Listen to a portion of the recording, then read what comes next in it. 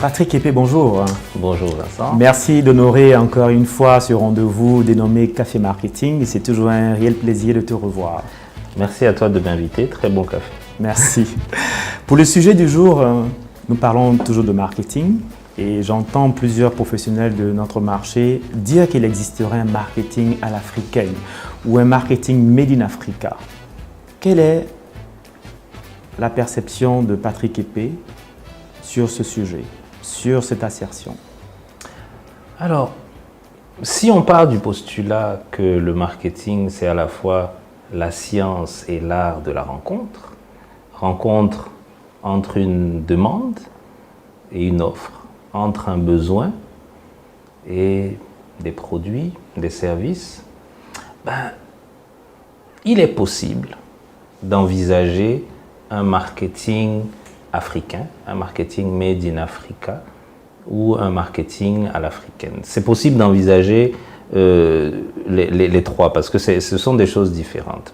Tout simplement parce que si on regarde du côté des besoins et de l'offre, il y a des Africains qui ne sont pas forcément un groupe homogène. Mais si on part du postulat que c'est un groupe homogène, finalement, les Africains mériteraient qu'on applique la démarche marketing adaptée à leur sociologie, leur psychologie.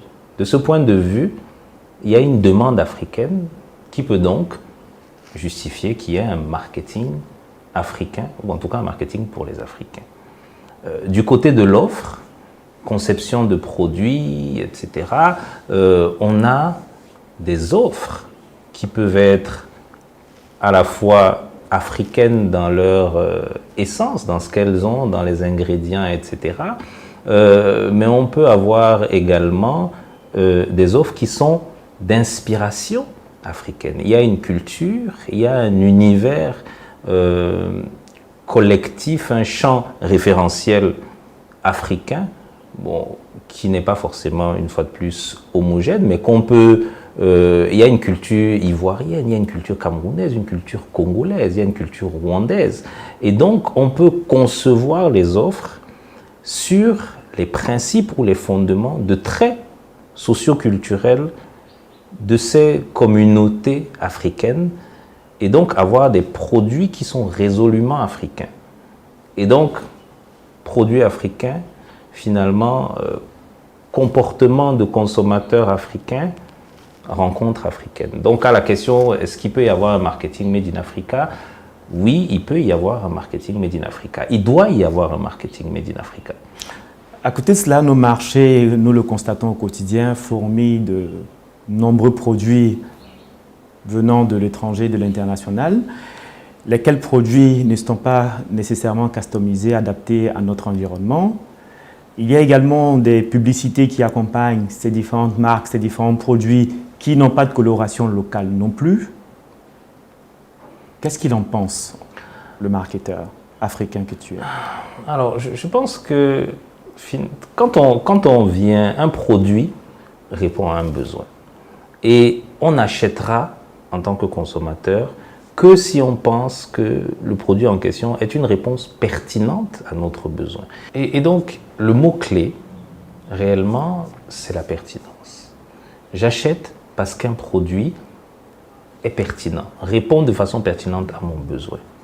Si j'ai le besoin de boire une boisson chaude, la pertinence, c'est de me donner une boisson chaude, soit que je découvre, mais qui est conçue de manière à épouser ce qu'on appelle en anglais le taste profile, c'est-à-dire le profil de mon palais, le profil de goût de mon univers référentiel. Donc, bien évidemment, il y a des innovations qui peuvent s'inscrire en dissonance avec les profils des consommateurs. C'est un risque sur le plan marketing.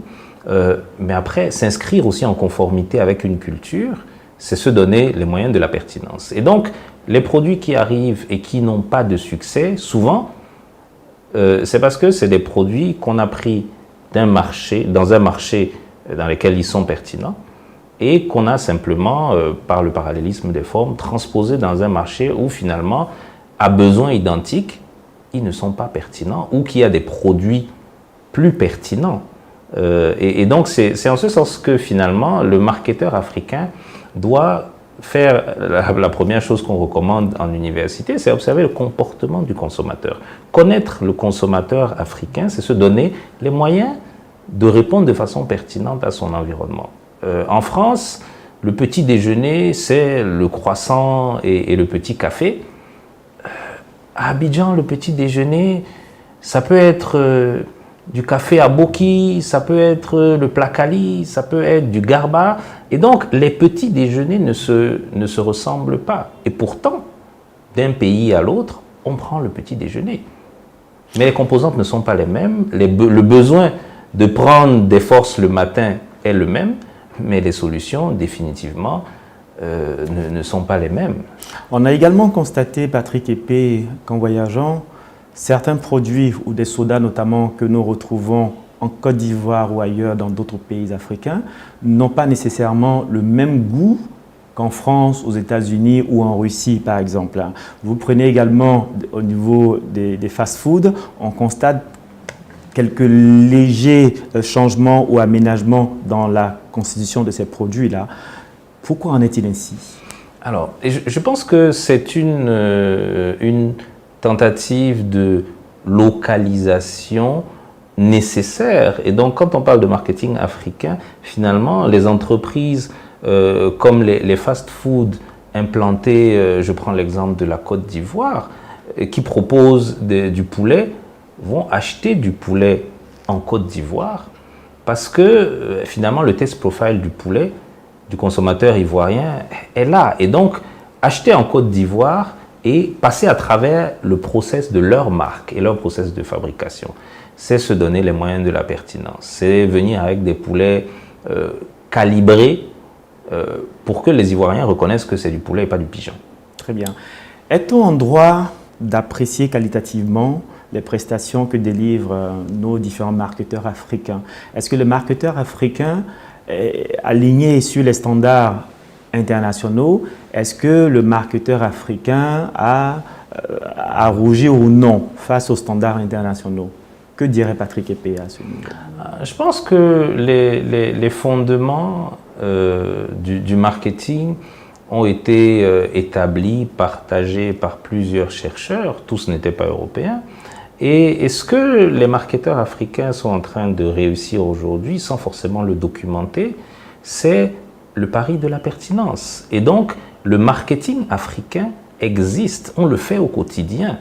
On ne le documente pas nécessairement parce qu'on a l'impression qu'on fait du marketing, mais je pense que beaucoup de responsables marketing aujourd'hui, en regardant Kotler, sourient et sont capables de regarder beaucoup de livres de marketing qui ont été écrits pour les environnements européens et dire ça marche pas chez moi, ça marche pas chez moi, ça marche pas chez moi, et donc ont des solutions qui marchent.